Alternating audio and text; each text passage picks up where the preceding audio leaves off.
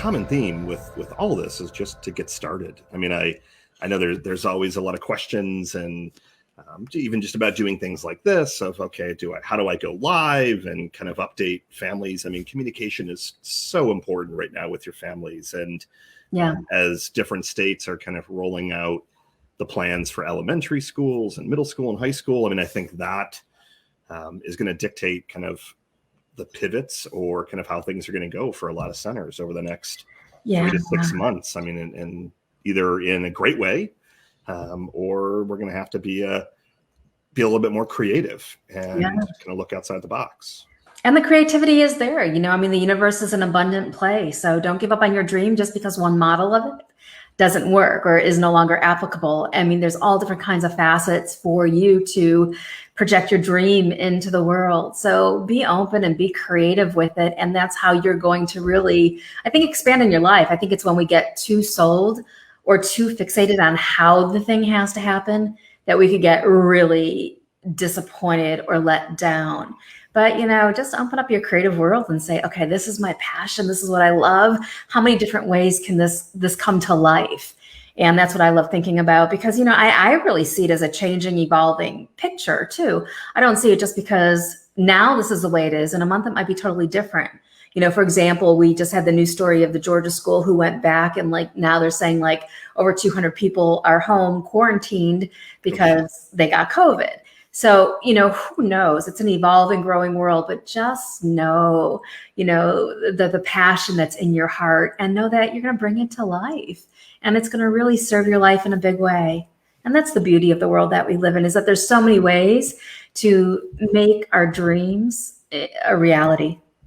Oh, and that's, I love that you're saying that. And I think there's a lot of center owners you're still kind of pigeonholing yourself a little bit of, trying to think the word I'm looking for, like expectations. So things have always been this way. We've always had a wait list. We've never had to do marketing or, even when families have disenrolled, they've always came back. And so it's definitely a great time to self-reflect and to kind of realign yourself with your business and to make sure that you're in it for the right reasons and to make sure that you've got the passion still. And the reason that I'm suggesting that is because if you don't have that fire, it's going to be tough the next 3 months, 6 months, 9 months. I mean, I'm having, so we call them either discovery calls, intro calls, whatever phrase you like to use. And it's like a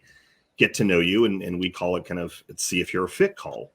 And the calls either go one of a couple of different ways. So one of the types of calls is, Michael, I mean, we're dying here. So I just got off the phone with a franchise brand this afternoon. I won't name the brand, but she's like, we've got, what did she say, 25 current enrollments, capacity for 130, but break even is at 80. And so she's like, my loans are running out and all these things. And I took a step back and I said, okay, so what's the vision? Are you in this for, is it a money play? Is it you want to help families and kids?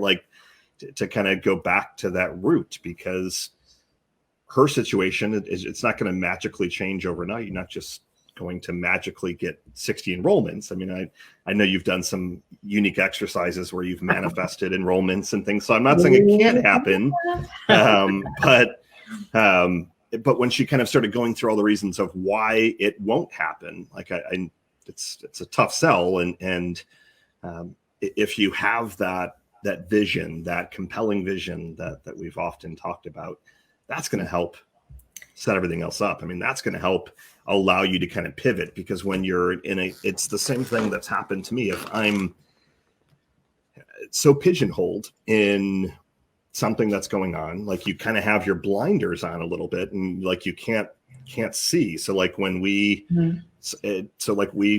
and I both serve childcare centers pretty much exclusively. And when all these centers started pausing and closing, I had my blinders on. I'm like, well, all that we do is drive revenue. Well, we then had to pivot because I started looking at how can we better serve other families. So, I'd encourage you, as you said, Julie, to kind of take a step back and maybe each morning spend 5 or 10 minutes reflecting on your vision. I call it that painted picture document, and just kind of reading it, because I found like when I close my eyes and I start visualizing it, that's when things just start coming, like random ideas. We've got an acquisition that I'm looking at that kind of manifested something that I've had. And it's nowhere near final yet. It's kind of in the starting phases, but it like came out from nowhere, and it's in alignment, and it's just like part of the plan. And you've got to be willing to adapt and change and pivot. But if you have that vision, that's the secret sauce.